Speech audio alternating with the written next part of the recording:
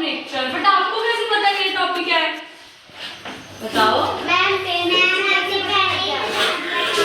अच्छा, पहले बता दिया था। तो आज का हमारा टॉपिक है beauty of the nature. Okay, जो हमारा नेचर है उसकी खूबसूरती बतानी है, राइट? तो पहले सारे ये बताओ, ये क्या है? This is the mountain. This क्या है?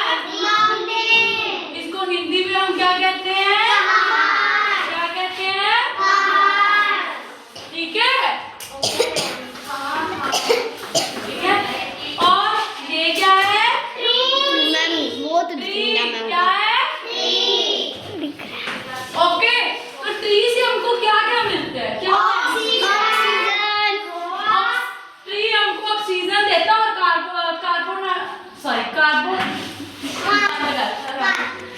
मेरे को गलती हो गई यार, बंद करने की।